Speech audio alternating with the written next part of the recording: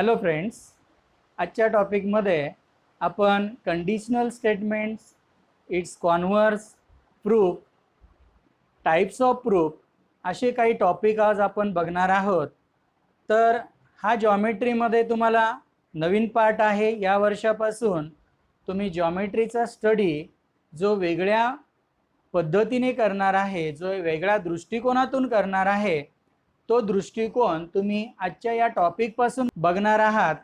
तर आपण conditional statement आणि कॉन्व्हर्स म्हणजे काय आजच्या टॉपिकला सुरुवात करूया.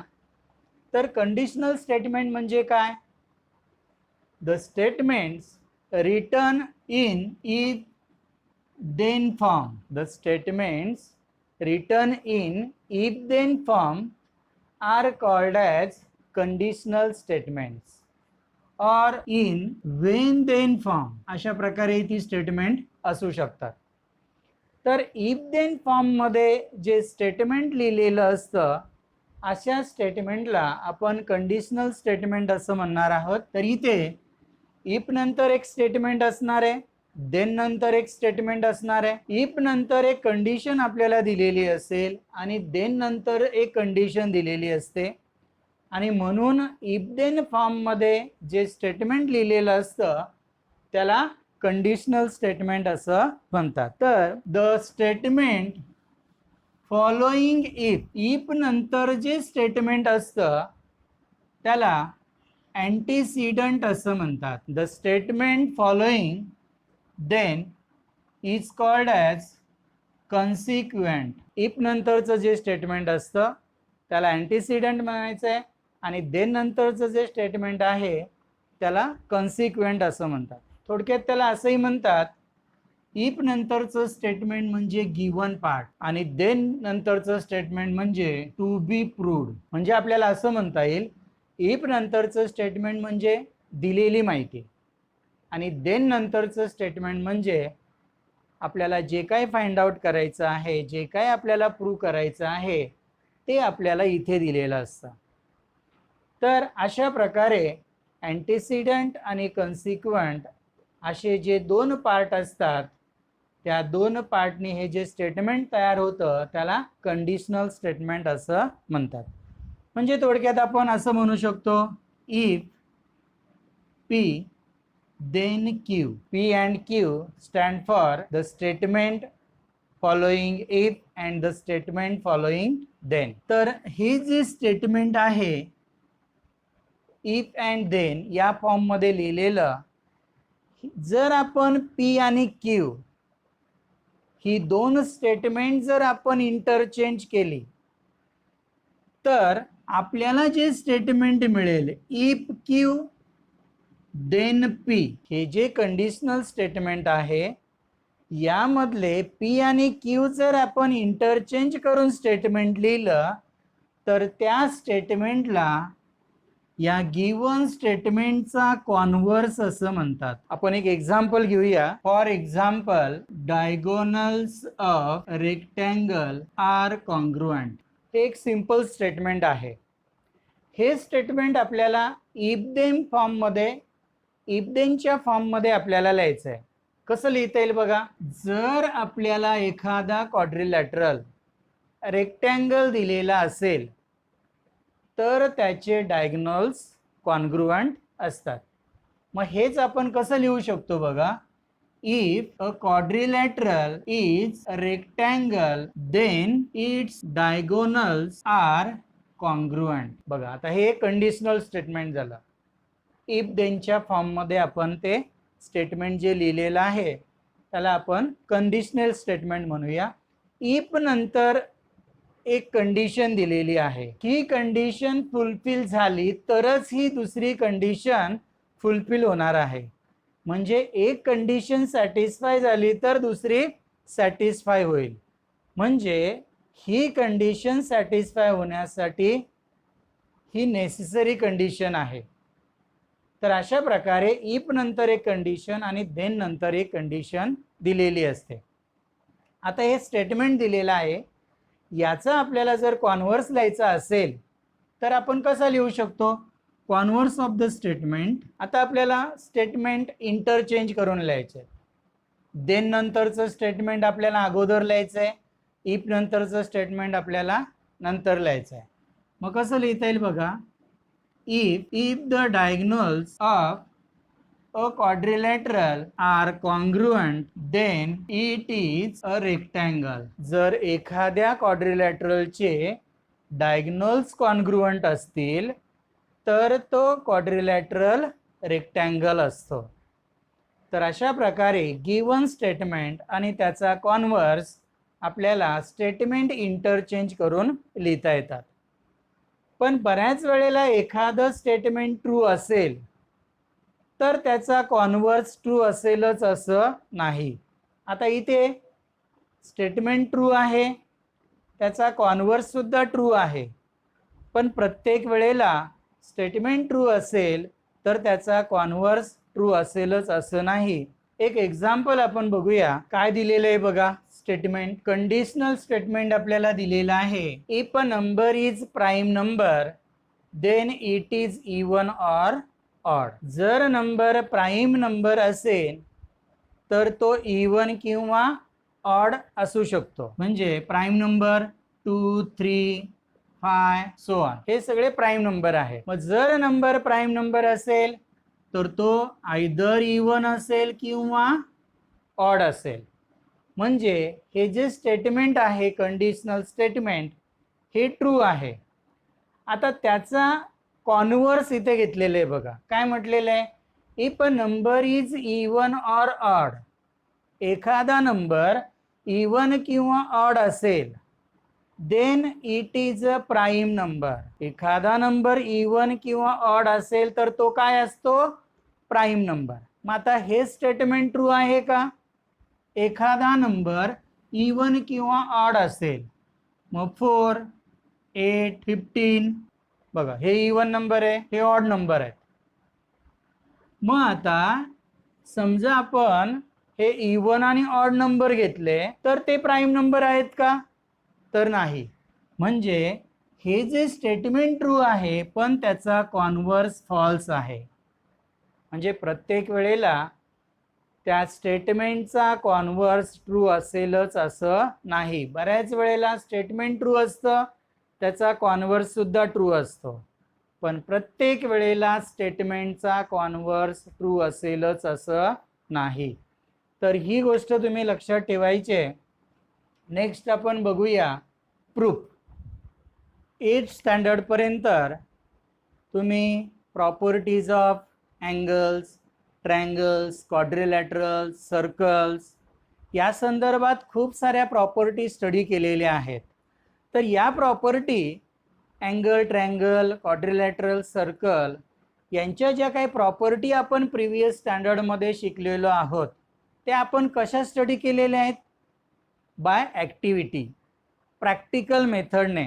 ज्या काही प्रॉपर्टी आपण स्टडी केलेल्या आहेत, प्रॉपर्टी आपण प्रूव्ह केलेल्या आहेत, त्या ॲक्टिव्हिटी थ्रू आपण प्रूव्ह केलेल्या आहेत, किंवा आपण असं म्हणूया की ते आपण प्रॅक्टिकली प्रूव्ह केलेले आहेत. फॉर एक्झाम्पल एक प्रॉपर्टी तुम्ही ट्रायंगलच्या संदर्भात स्टडी केलेली होती, त्या प्रॉपर्टीला angle sum property of triangle. ट्रायंगलच्या 3 अँगलची सम किती असते, 180 degree. Sum of angles of triangle 180 degree.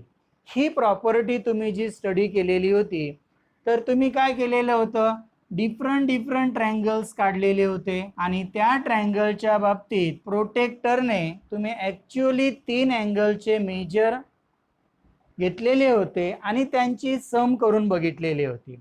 प्रत्येक ट्रायंगलच्या बाबतीत तुम्हाला असं आढळून आलं की sum of all angles of triangle, ट्रायंगलच्या ऑल अँगलची सम प्रत्येक ट्रायंगलच्या बाबतीत 180 दिसते.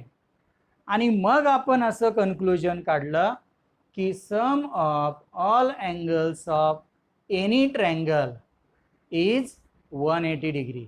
म्हणजे कोणत्याही ट्रायंगलच्या ऑल अँगलची सम 180 डिग्री असते. ही प्रॉपर्टी आपण अशी प्रॅक्टिकली प्रूव्ह केली होती. मग अशाच प्रकारे बऱ्याचशा प्रॉपर्टी ट्रायंगलच्या बाबतीत असतील, क्वाड्रिलॅटरलच्या बाबतीत असतील, सर्कलच्या बाबतीत असतील, त्या तुम्ही अशा वेगवेगळ्या ॲक्टिव्हिटी करून प्रूव्ह केलेल्या होत्या. परंतु या वर्षी 9th स्टँडर्डपासून जॉमेट्रीचा स्टडी एका वेगळ्या दृष्टिकोनातून आपण करणार आहोत. तर तो दृष्टिकोन कोणता किंवा तो दृष्टिकोन जॉमेट्रीमध्ये कुणी दिला, तर युक्लिड हे जे गणिती तज्ज्ञ आहेत, मॅथमॅटिशियन, यांनी या पद्धतीने या वेगळ्या दृष्टिकोनातून जॉमेट्रीचा स्टडी केलेला आहे. तर त्यांनी काय म्हटलं, काही सेल्फ इव्हिडंट स्टेटमेंट्स, स्वयंसिद्ध जी विधानं आहेत ती जर आपण सत्य मानली, सेल्फ इव्हिडंट स्टेटमेंट्स त्यांना त्यांनी पॉस्च्युलेट असं म्हटलेलं आहे. तर ही जी सेल्फ इव्हिडंट स्टेटमेंट्स आहेत यांच्या आधारे जॉमेट्रीमध्ये जी काही स्टेटमेंट लॉजिकली नवीन स्टेटमेंट आपल्याला प्रूव्ह करता येतात, जी सेल्फ इव्हिडंट स्टेटमेंट आहेत, काही स्वयंसिद्ध विधानं आहेत, त्यांच्या सिद्धता आपल्याला द्याव्या लागत नाहीत, ती विधानं सत्य आहेत असं आपण मानणार आहोत, त्यांना पॉस्च्युलेट असं म्हणतात. मग जी विधानं स्वयंसिद्ध आहेत, सत्य विधानं आहेत, ज्यांच्या सिद्धता आपण देणार नाही, अशा विधानांचा आधार घेऊन लॉजिकली जी नवीन स्टेटमेंट आपण प्रूव्ह करणार आहोत त्या स्टेटमेंटला थेरम्स असं म्हणतात. पूर्वी शिकलेल्या गुणधर्मांच्या आधारे, पूर्वी आपण ज्या प्रॉपर्टी शिकलेलो आहोत 8वी पर्यंत, आपण प्रॅक्टिकली काही प्रॉपर्टी प्रूव्ह केलेल्या आहेत आणि काही सेल्फ इव्हिडन्स स्टेटमेंट्स आहेत, म्हणजेच ते पॉस्च्युलेट आहे. यांच्या आधारे लॉजिकली आपण जी स्टेटमेंट प्रूव्ह करणार आहोत त्यांना आपण थेरम्स असं म्हणणार आहोत. तर सर्व जी थेरम्सची स्टेटमेंट आहेत ती कंडिशनल स्टेटमेंट्स असतात. इफ देनच्या फॉर्ममध्ये ती स्टेटमेंट्स लिहिलेली असतात. जॉमेट्रीचे सर्व थेरम्स हे कंडिशनल स्टेटमेंट्स असतात किंवा ते आपल्याला इफ देनच्या फॉर्ममध्ये लिहिता येतात. समजा ते स्टेटमेंट इफ देनच्या फॉर्ममध्ये दिलेलं नसेल तर ते आपल्याला थेरमचं स्टेटमेंट इफ देनच्या फॉर्ममध्ये आपल्याला लिहिता येतं. मग पूर्वी शिकलेल्या प्रॉपर्टीजवरून किंवा पॉस्च्युलेटच्या आधारे लॉजिकली आपण जे स्टेटमेंट प्रूव्ह करणार आहोत, तर स्टेप बाय स्टेप आपलं जे लॉजिकली जे जजमेंट असेल, जजमेंट म्हणतोय बघा, लॉजिकली जे जजमेंट असेल त्या जजमेंटला प्रूफ असं म्हणतात. जजमेंट, जजमेंट कुठे दिलं जातं? न्यायालयामध्ये. न्यायाधीशाच्या समोर जे जजमेंट केलं जातं, वकील जेव्हा आपलं म्हणणं न्यायाधीशासमोर मांडताना काय करतो, तर आपलं म्हणणं मांडताना ते म्हणणं कसं बरोबर आहे हे सांगण्यासाठी पुरावे सादर करतो. मग इथे सुद्धा आपल्याला जॉमेट्रीचं स्टेटमेंट प्रूव्ह करताना आपण इथे काही स्टेटमेंट करणार आहोत स्टेप बाय स्टेप. मग ती स्टेटमेंट आपण लिहिलेली कशी बरोबर आहे हे सांगण्यासाठी आपण इकडे रिझन सुद्धा देणार आहोत. आपण स्टेटमेंट जी लिहिणार आहोत स्टेप बाय स्टेप ती कशी बरोबर आहे ते सांगण्यासाठी आपण जे पुरावे देणार आहोत त्या पुराव्यांना आपण रिझन्स असं म्हणणार आहोत. म्हणजे स्टेटमेंट आपल्याला प्रूव्ह करताना, एखादा थेरम आपल्याला प्रूव्ह करताना त्याच्या प्रूफमध्ये आपण नुसत्या स्टेप बाय स्टेप स्टेटमेंट नाही लिहिणार आहे, ती स्टेटमेंट कशी बरोबर आहे हे सांगण्यासाठी आपण कंपल्सरी त्याला रिझनही लिहिणार आहोत. तर अशा प्रकारे स्टेप बाय स्टेप आपलं जे जजमेंट आहे त्या जजमेंटला जॉमेट्रीमध्ये प्रूफ असं म्हणतात. तर इथे आणखीन एक भाग महत्त्वाचा आहे बघा. इफ आणि देनच्या फॉर्ममध्ये जे कंडिशनल स्टेटमेंट दिलेलं असतं त्या स्टेटमेंटलाच आपण थेरम असं म्हणणार आहोत किंवा सर्व थेरम इफ देनच्या फॉर्ममध्ये असतात. तर या इफ नंतरच्या स्टेटमेंटवरून किंवा इफ नंतरचं स्टेटमेंट म्हणजेच given part of the theorem, दिलेली माहिती गिवन पार्ट, आणि देन नंतरचं जे स्टेटमेंट असतं ते म्हणजे टू बी प्रूव्ड, आपल्याला जे काय प्रूव्ह करायचं आहे, दिलेली माहिती, शोधायची माहिती. म्हणजे कोणतंही थेरमचं स्टेटमेंट दिल्यानंतर आपल्याला काय दिलेलं आहे हे कसं कळेल? इफ नंतरच्या स्टेटमेंटवरून. आपल्याला जी काही डायग्राम काढायची आहे थेरमसाठी डायग्रॅम आपण कंपल्सरी काढणार आहोत. 9th स्टँडर्डमध्ये आपण जे काही थेरम आपण प्रूव्ह करणार आहोत ते लॉजिकली प्रूव्ह करणार आहोत. कुठेही आपण प्रॅक्टिकली किंवा ॲक्टिव्हिटी थ्रू कोणतंही स्टेटमेंट आपण प्रूव्ह करणार नाही. मग लॉजिकली थेरम्स प्रूव्ह करताना आकृत्यांना महत्त्व आहेच. आकृत्या आपण काढणारच आहोत. आकृत्याशिवाय कोणत्याही थेरमचा प्रूफ आपण लिहिणार नाही. तर 9th स्टँडर्डमध्ये थेरमच्या प्रूफसाठी डायग्रॅम कंपल्सरी आपण काढणार आहोत. पण ती डायग्रॅम कोणत्याही मेजरमेंट शिवाय आपण डायग्रॅम काढणार आहोत. म्हणजे 9th स्टँडर्डमध्ये जरी आपण प्रॉपर्टीज किंवा थेरम्स लॉजिकली प्रूव्ह करणार आहोत, ॲक्टिव्हिटी थ्रू किंवा प्रॅक्टिकली आपण प्रूव्ह करणार नसलो तरी डायग्रॅमचं महत्त्व नाकारून चालणार नाही. डायग्रॅमला तेवढंच महत्त्व आहे, पण त्या डायग्रॅम आपण मोजून मापून काढणार नाही. तर मित्रांनो, ही गोष्ट अतिशय महत्त्वाची आहे. थेरमसाठी डायग्रॅम आवश्यक आहेच, हे आपण चांगलं लक्षात ठेवायचं आहे. तर एखादं स्टेटमेंट दिल्यानंतर त्या स्टेटमेंटवरून इफ नंतरचा पार्ट म्हणजे दिलेली माहिती. मग आपण काय करणार आहोत, इफ नंतरचा पार्ट रीड करायचा आहे. कोणती डायग्रॅम काढायची आपल्याला त्या थेरमसाठी ते आपल्याला इथे समजणार आहे. आणि यालाच आपण काय म्हणणार आहोत, गिवन, दिलेली माहिती. आपण डायग्रॅम काढणार आहोत, मग काय काय दिलेलं आहे ते आपण गिवन मध्ये लिहिणार आहोत. मग देन नंतरच्या पार्ट वरून आणि आपण काढलेल्या डायग्रॅम वरून आपल्याला काय प्रूव्ह करायचं आहे ते आपण लिहिणार आहोत. आणि मग कसं प्रूव्ह करायचं आहे, पॉस्ट्युलेट्स अँड प्रिव्हियसली स्टडीड प्रॉपर्टीज यावरून तो थेरम आपण लॉजिकली कसा प्रूव्ह करणार आहोत. तर आपलं स्टेप बाय स्टेप जे आन्सर आहे, स्टेप बाय स्टेप आपलं जे जजमेंट आहे त्या जजमेंटलाच आपण काय म्हणणार आहोत, प्रूव्ह. तर बघा, कोणत्याही प्रश्नाचं उत्तर लिहिण्यासाठी आपल्याला या स्टेपने जायचं आहे. आपण डायग्रॅम काढणार आहोत थेरमच्या स्टेटमेंटवरून, मग आपण इफ नंतरचं स्टेटमेंट आणि डायग्रॅमवरून आपण गिवन लिहिणार आहोत. देन नंतरचं स्टेटमेंट आणि डायग्रॅमवरून आपण टू प्रूव्ह लिहिणार आहोत. काय दिलेलं आहे, काय शोधायचं आहे आणि कसं शोधायचं आहे हे आपलं स्टेप बाय स्टेप जे जजमेंट आहे त्याला आपण प्रूफ म्हणणार आहोत. तर हा एक तुमच्यासाठी या वर्षापासून नवीन भाग आहे, तर हा नीट समजून घ्यायचा आहे. तर आपण एक स्टेटमेंट घेऊया आणि ते कशा पद्धतीने आपल्याला प्रूव्ह करायचं आहे ते आपण अभ्यासूया. या वर्षाचा फर्स्ट थेरम काय दिलेले आहे बघा, statement, the opposite angles form by two intersecting lines are equal in measures. हे आपण इफ देनच्या फॉर्म मध्ये लिहू शकतो. If two lines intersect each other then the opposite angles are equal in major.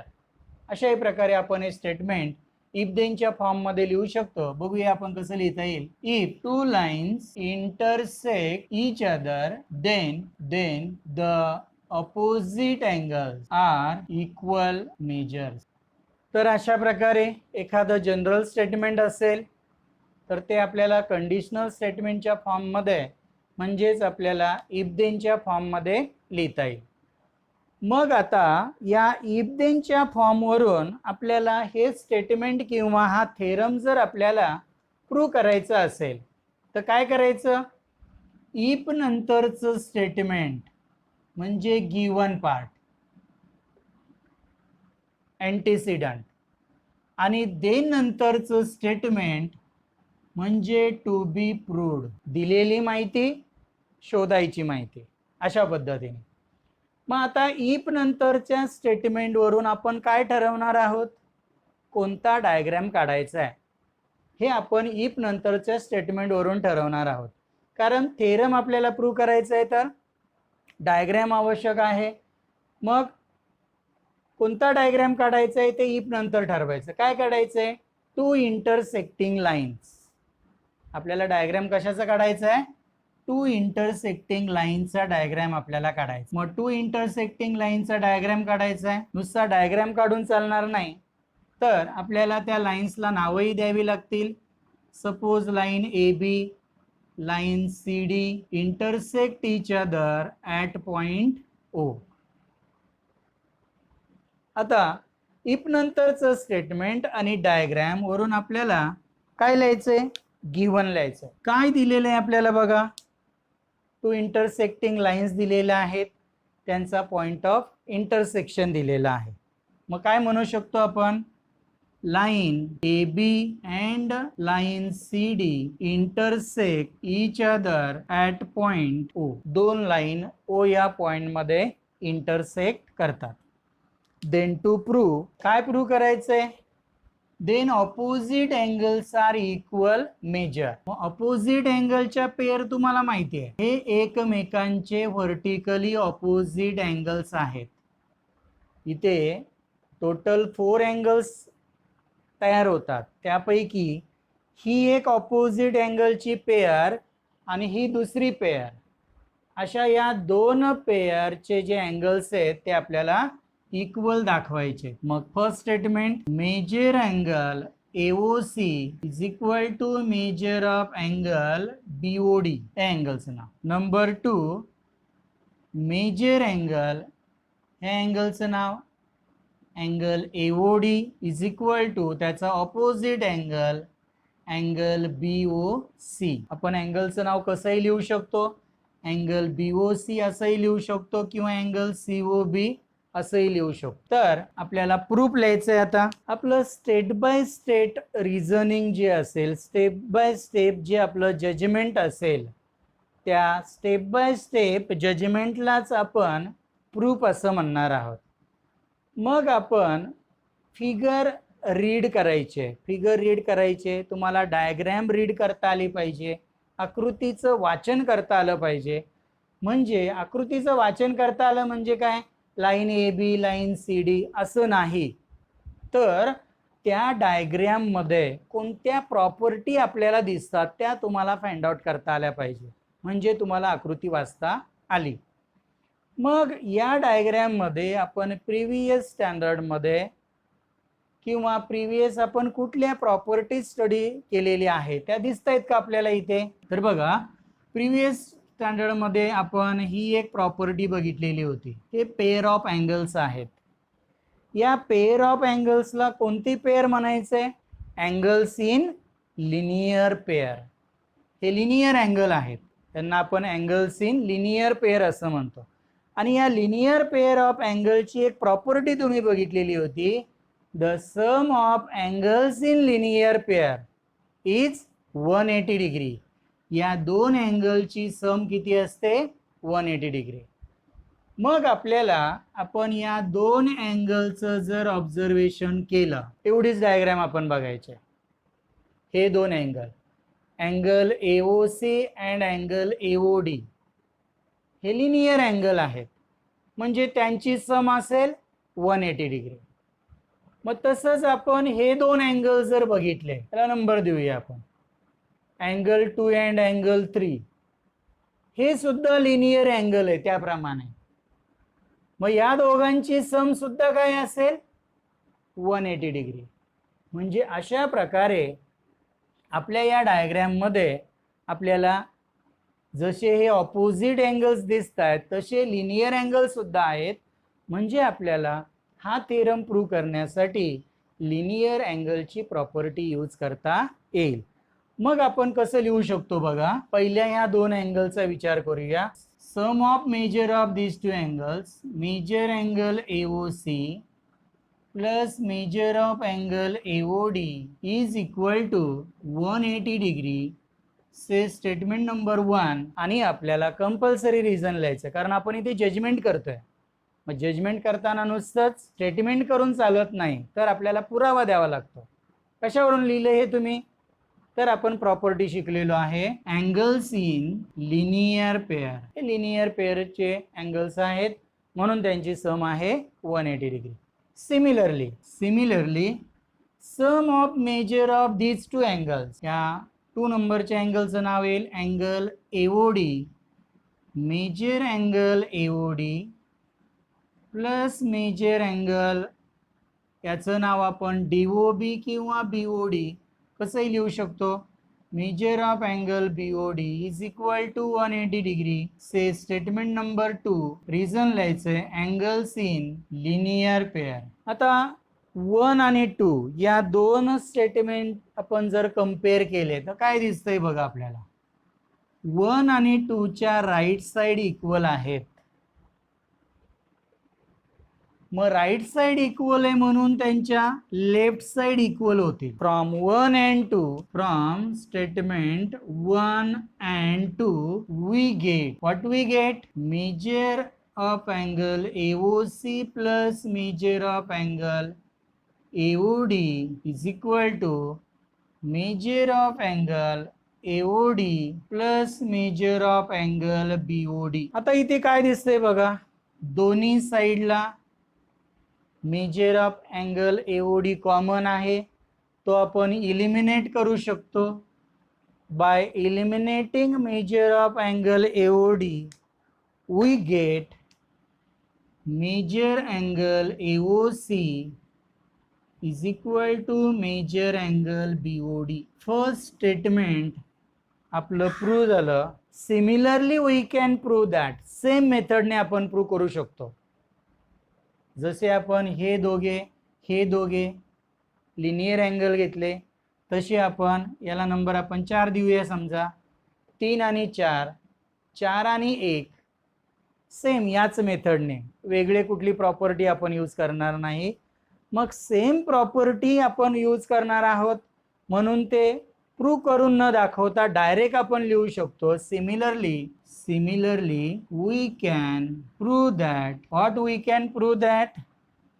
Major angle AOD is equal to major angle BOC. तर अशा प्रकारे हा जो थेरम दिलेला आहे तो आपण या पद्धतीने प्रूव्ह केलेला आहे. तर काय केलं आपण, गिवन पासून स्टार्ट केलेली आहे. गिवन म्हणजे डायग्राम सुद्धा हा गिवनचा पार्ट येतो.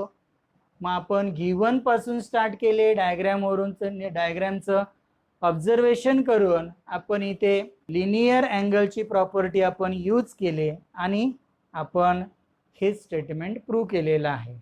म्हणजे हा थेरम प्रूव्ह करण्यासाठी आपण काय केले, गिवन पासून स्टार्ट केले आणि टू प्रूव्ह पर्यंत आपण पोहोचलो. तर अशा पद्धतीने प्रूफ लिहिण्याची जी मेथड आहे, starting from given to proof, given पासून स्टार्ट करायचे आणि इथपर्यंत पोहोचण्याची प्रूफ लिहिण्याची जी मेथड आहे तिला डायरेक्ट प्रूफ असं म्हणतात. हा जो आपण प्रूफ लिहिलेला आहे तो डायरेक्ट प्रूफ. प्रूफचा आणखीन एक प्रकार असतो तो म्हणजे इनडायरेक्ट प्रूफ. इनडायरेक्ट प्रूफ मध्ये काय करतात, टू प्रूफ पासून सुरुवात करतात आणि आपल्याला जे काही प्रूव्ह करायचं आहे ते फॉल्स कन्सिडर करायचं आणि मग आपण आपल्या जजमेंटला सुरुवात करायची. आणि मग जजमेंट करता करता आपण अशा एका स्टेप पर्यंत पोचायचं की ती स्टेप आपण एखाद्या शिकलेल्या प्रॉपर्टीशी कॉन्ट्रॅडिक्ट होईल, विसंगती निर्माण होईल किंवा आपल्या दिलेल्या माहितीशी ती कॉन्ट्रॅडिक्ट करेल. असं कॉन्ट्रॅडिक्शन झालं की तो थेरम प्रूफ होतो. मग या प्रूफ लिहिण्याच्या मेथडला इनडायरेक्ट प्रूफ म्हणतात. आपण एक इनडायरेक्ट प्रूफ बघूया. तुम्हाला हे समजलं असेल तर व्हिडिओ पॉज करायचा आहे आणि लिहून घ्यायचा. या वर्षीचा तुमचा हा फर्स्ट थेरम आहे. एकदा रीड करा आणि मग तुमच्या वहीमध्ये लिहून काढा. इनडायरेक्ट प्रूफ समजून घेण्यासाठी पुस्तकातलंच एक एक्झाम्पल मी इथे घेतलेलं आहे. तर काय दिलेले आहे बघा, statement a prime number greater than 2 is odd. हेच आपल्याला कंडिशनल फॉर्म मध्ये कसं लिहिता येईल बघा. If P is a prime number greater than 2, P is a prime number greater than 2 तो प्राईम नंबर आपण p कन्सिडर केला. If p is a prime number greater than 2 then it is odd. आपल्याला जो prime number आहे 2 पेक्षा मोठा असणारा तो आपल्याला ऑड दाखवायचा आहे. गिवन काय दिलेले आपल्याला, p is a prime number greater than 2.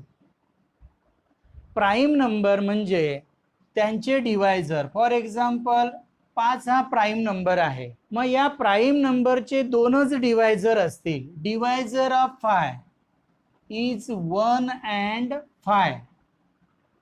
कोणत्याही प्राईम नंबरचे दोनच डिवायझर असतात, 1 अँड दॅट नंबर इटसेल्फ. आणि म्हणून that is 1 and p are only divisors of p. p हा प्राईम नंबर आहे म्हणून त्याचे दोनच डिवायझर असतील, एक म्हणजे द नंबर इटसेल्फ अँड 1. अशा कोणत्याही प्राईम नंबरचे दोन डिवायझर असतात. मग आपल्याला काय प्रूव्ह करायचंय, then it is odd. Then to prove p is odd number. p हा आपल्याला ऑड नंबर दाखवायचा आहे. मग आपल्याला इनडायरेक्ट प्रूफ लिहायचा आहे. मग इनडायरेक्ट प्रूफ मध्ये आपण काय करतो, जे आपल्याला प्रूव्ह करायचं आहे ते फॉल्स कन्सिडर करायचं आहे. आपल्याला काय प्रूव्ह करायचं आहे, p is odd number. p is odd number हे आपल्याला प्रूव्ह करायचं आहे. मग आपल्याला काय कन्सिडर करावं लागेल, हे फॉल्स कन्सिडर करायचे. म्हणजे let us suppose that p is not an odd number. हे स्टेटमेंट आपल्याला फॉल्स आहे असं कन्सिडर करायचं आहे. आणि म्हणून आपण काय म्हणतोय, let us suppose that p is not odd number. मग p हा ऑड नंबर नाहीये म्हणजे तो काय असला पाहिजे, so p is an even number. मग जे जे इवन नंबर्स असतील या सर्व इवन नंबरचा डिवायझर काय असणार, 2. And therefore divisor of p is 2. p ला जर आपण इवन नंबर कन्सिडर केलं तर p चा डिवायझर काय होईल, आणखीन 2 होईल. But it is given that p is a prime number greater than 2. पण आपल्याला काय दिलंय, p हा प्राईम नंबर दिलाय ग्रेटर दॅन 2 म्हणजे त्याचे फक्त दोनच डिवायझर्स असतील, एक म्हणजे 1 and the number p itself. असे दोनच डिवायझर्स असतील. पण आपण आपल्या असम्पशनमुळे आपल्याला p चा आणखीन एक डिवायझर मिळाला, 2. म्हणजे हे जे स्टेटमेंट आहे हे स्टेटमेंट दिलेल्या स्टेटमेंटशी म्हणजेच या स्टेटमेंटशी कॉन्ट्रॅडिक्ट होत आहे, विसंगती निर्माण करत आहे. आपण इथे गिवन मध्ये म्हणतोय p चे दोनच डिवायझर आहेत, एक 1 अँड नंबर p इटसेल्फ. आणि आपल्याला इथे आपण जे असम्पशन इथे कन्सिडर केलेलं आहे त्यानुसार आपल्याला p चा आणखीन एक डिवायझर मिळतोय. म्हणजेच ही दोन स्टेटमेंट एकमेकांशी विसंगत आहे, कॉन्ट्राडिक्शन निर्माण करतात. And therefore 1 and p are only divisors of p. इथे काय दिसते, but it is given that p is prime number greater than 2. Given मध्ये दिलंय आणि तो प्राईम नंबर असल्यामुळे त्याचे फक्त हे दोनच डिवायझर्स असतील. आणि मग या स्टेटमेंटमध्ये आणि या स्टेटमेंटमध्ये काय होतंय, 1 मध्ये आपण म्हणतोय p चा डिवायझर 2 आहे, 2 मध्ये म्हणतोय आपण p चा डिवायझर फक्त 1 आणि pच आहे. म्हणजेच ही दोन स्टेटमेंट एकमेकांशी कॉन्ट्रॅडिक्ट होतात, विसंगती निर्माण करतात. आणि जेव्हा जेव्हा असं कॉन्ट्रॅडिक्शन निर्माण होईल तेव्हा तो थेरम प्रूव्ह होतो. इनडायरेक्ट प्रूफ मध्ये असं कॉन्ट्रॅडिक्शन निर्माण झालं, मग ते कॉन्ट्रॅडिक्शन दिलेल्या इन्फॉर्मेशनशी असेल किंवा आपण पूर्वी शिकलेल्या एखाद्या प्रॉपर्टीशी असेल. असं कॉन्ट्रॅडिक्शन निर्माण झालं की थेरम प्रूव्ह झाला. मग from 1 and 2, statement 1 and 2 contradicts with each other and therefore our assumption is wrong. What is our assumption? P is an even number. हे आपलं असम्पशन होतं. कॉन्ट्राडिक्शन या असम्पशन मुळे निर्माण झालंय, म्हणजे आपलं हे असम्पशन काय असलं पाहिजे? रॉंग असलं पाहिजे. मग बरोबर काय असणार? P is an odd number. अशा प्रकारे कॉन्ट्राडिक्शन निर्माण झालं की थेरम प्रूव्ह होतो. तर आपल्याला बऱ्याच वेळेला काही स्टेटमेंटच्या बाबतीत आपल्याला इनडायरेक्ट प्रूफ लिहायचा असतो. तर इनडायरेक्ट प्रूफ कशा प्रकारे लिहायचा? जे काय आपल्याला प्रूव्ह करायचं आहे ते फॉल्स कन्सिडर करायचं आणि मग आपण पुढे जजमेंट करत करत जायचं आणि कुठेतरी कॉन्ट्राडिक्शन मिळवायचं. मग ते गिव्हनशी असेल किंवा प्रिव्हियस प्रूव्ड एखाद्या स्टेटमेंटशी असेल, असं कॉन्ट्राडिक्शन निर्माण झालं की थेरम प्रूव्ह होतो. तर अशा प्रकारे हा इनडायरेक्ट प्रूफ म्हणजे काय आणि तो कशा प्रकारे लिहायचा असतो हे लक्षात ठेवा. तुम्हाला हे समजलं असेल. आपण पुढेही असे काही प्रूफ लिहिणार आहोत. तर आजच्या टॉपिकमध्ये आपण कंडिशनल स्टेटमेंट म्हणजे काय, कॉन्व्हर्स म्हणजे काय, प्रूफ म्हणजे काय आणि या 9th स्टँडर्ड पासून आपण जॉमेट्रीकडे एका वेगळ्या दृष्टिकोनातून बघणार आहोत. तो दृष्टिकोन या टॉपिकमध्ये आपण बघितला. तुम्हाला तो समजला असेल तर नीट लक्षात ठेवा. जे काय झाले ते नीट तुमच्या नोटबुकमध्ये लिहून काढा. आपण नेक्स्ट टॉपिकमध्ये प्रॅक्टिस सेट 1.3 आणि आपण पुढे प्रॉब्लेम सेट घेणार आहोत. तोपर्यंत आपण इथेच थांबूया. थँक्यू.